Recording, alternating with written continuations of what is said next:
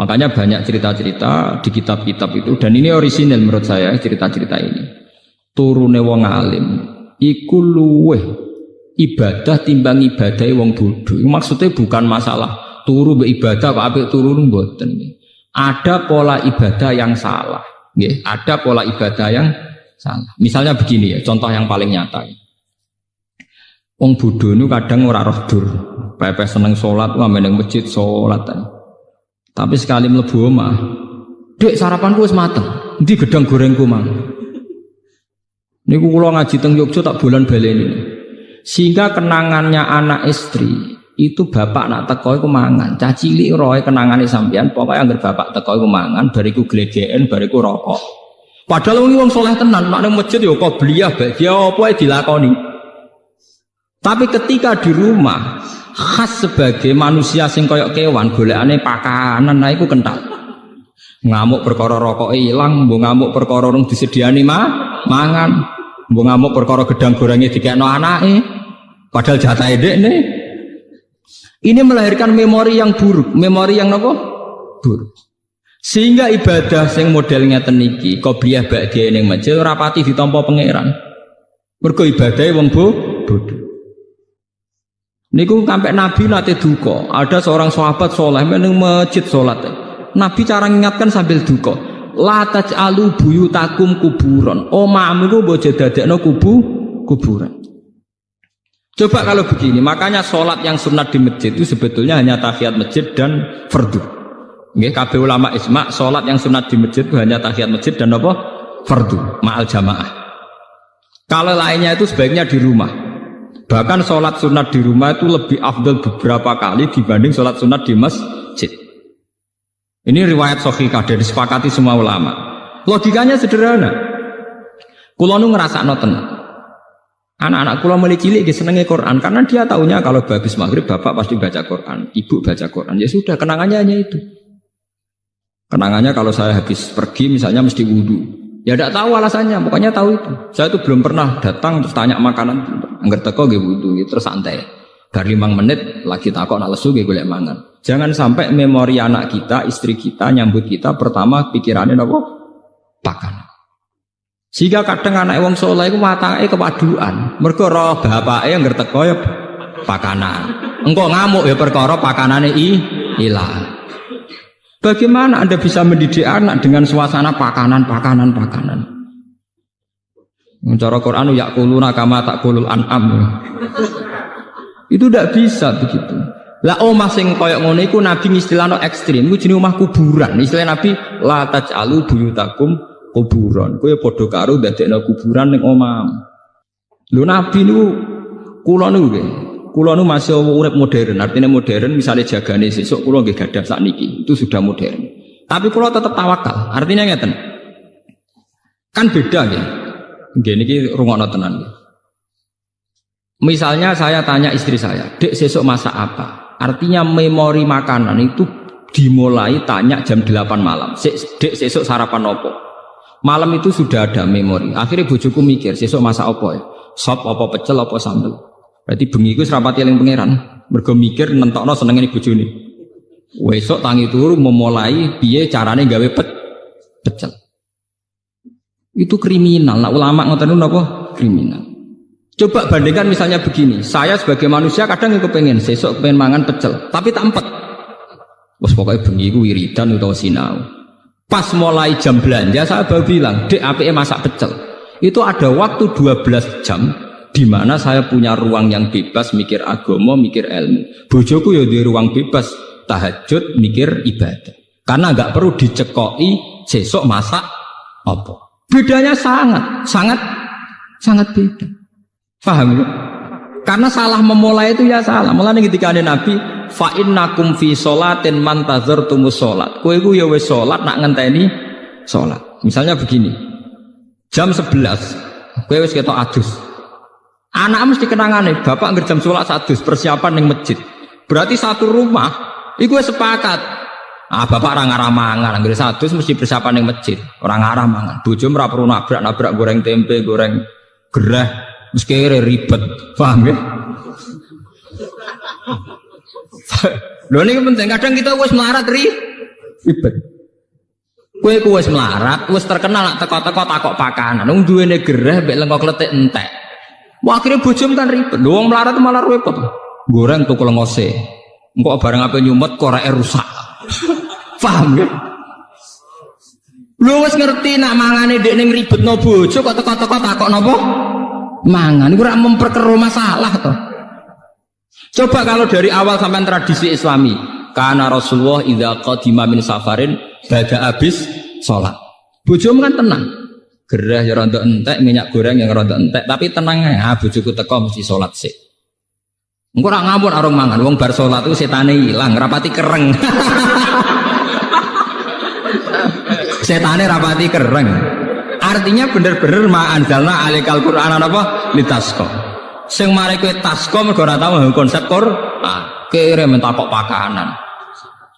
Wah, akhirnya kayu nentek, bojone nyebal-nyebul kompor barbar. Tetep ra mateng-mateng omak. Bareng diamuk sesuk bojone nglawan. Kon masak ngono suwi, ora suwi piye Mas? Duwe ra duwe gara-gara kowe. Wah, akhirnya malah parah. Luwih parah meneh kan. Menggugat aslul masalah. Coba kalau sampeyan terkenal ning arepe bojo manamu. Itu harus dilatih. Saya sendiri juga hingga detik ini melatih. Ibu kula nu paling tenang, mboten. Dadi kamane nyedakno mangan kula kok keliru, wis yakin gak ngarah bojoku ngamuk urusan pakanan. Wis pede pol, guys. Kula lah tak jaga betul. Makanya kula tapi kula wong modern dadi tak elmoni. Kecewa mangan ning omah ya marung kok.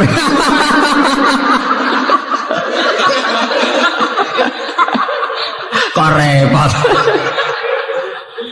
Tapi yang penting kan menjaga harmonisasi keluarga.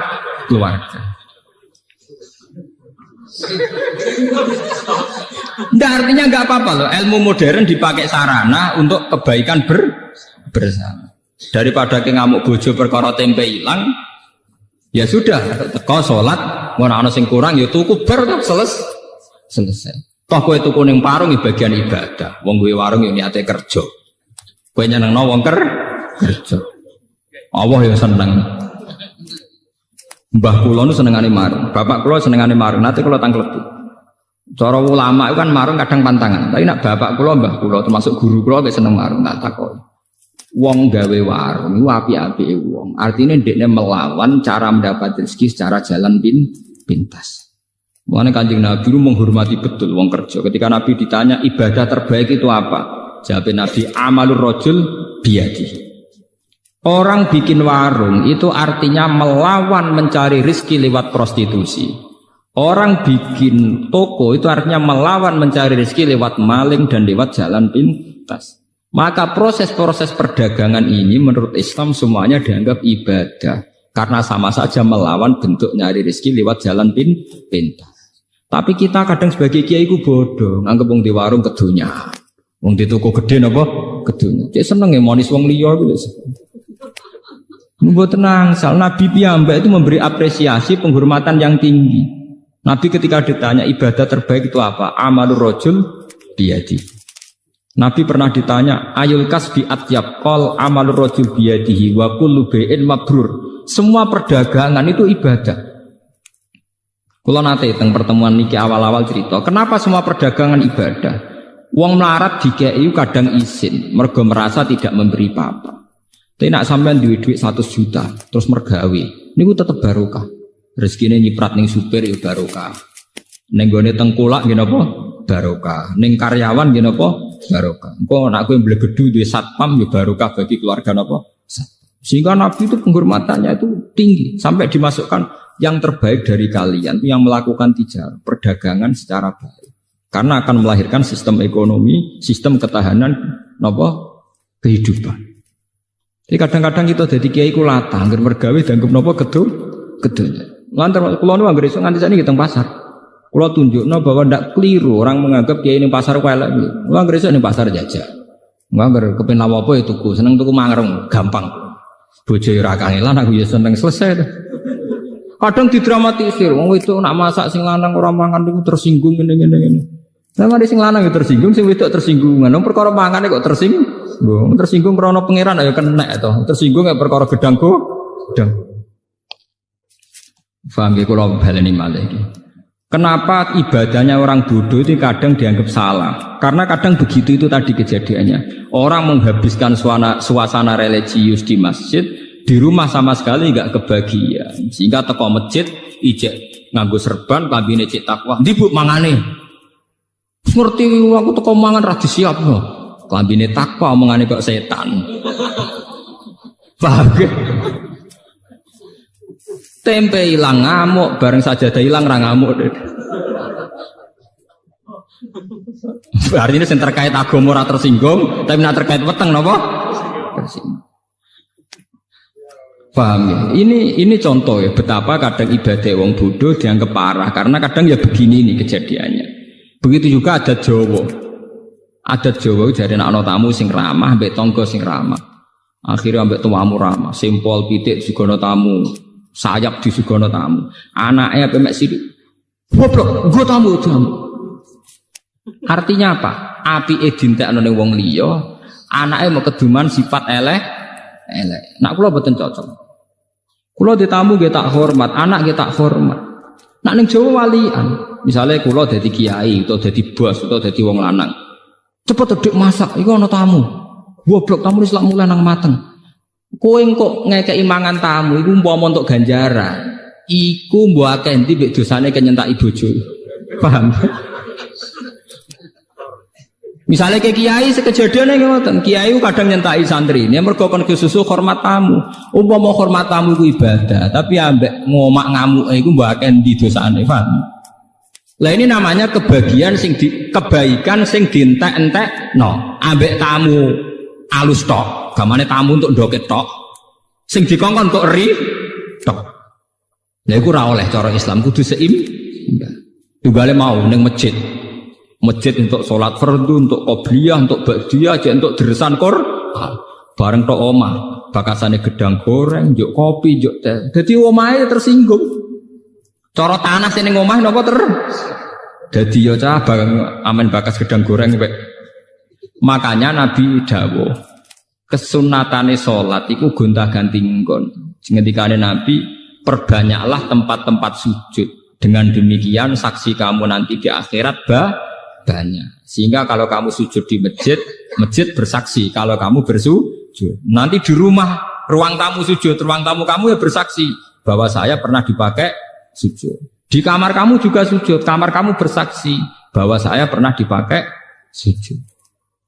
Nah ini pentingnya ngawang alim. Maksudnya ini kalau cerita, kenapa kadang ibadah yang bodoh dianggap salah? Orang kok salah ibadah boten, kadang ora roh dur, paham ya? Ora roh napa? Dur.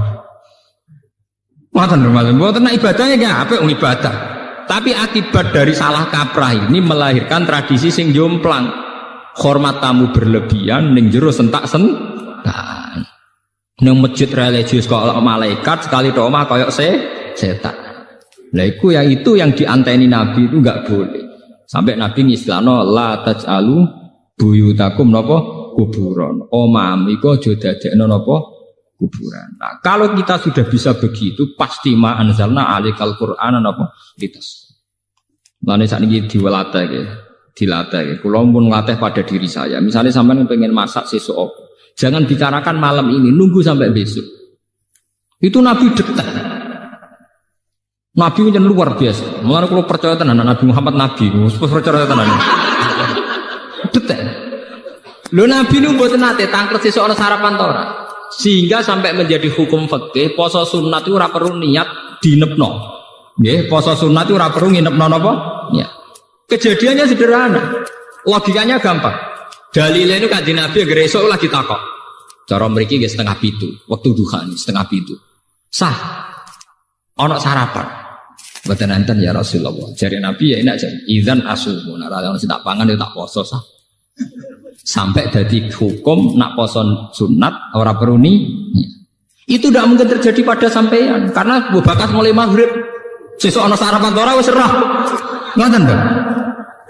Artinya kesimpulan dari cerita itu betapa Nabi tidak bakas di malam harinya. Andai kan dibakar kan sudah tahu, paham ya? Ngoten. Kejadian itu orang arah terulang kagak sampean. Mesti wis serah dene. Kere ta ora sesuk wis serah. Tapi resikonya itu tinggi loh. Kalau sampean ngerti ora di duit sesuk roy bengi, bingungnya mulai bengi. Lah nek roh kan mulai esuk lagi bingung. Kan lebih singkat, bingungnya lebih apa? Singkat. Jadi ajarannya Nabi itu yang membahagiakan, mempersingkat kebingungan.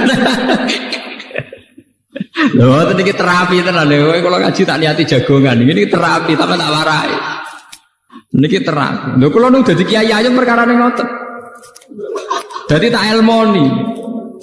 Assalamualaikum warahmatullahi wabarakatuh.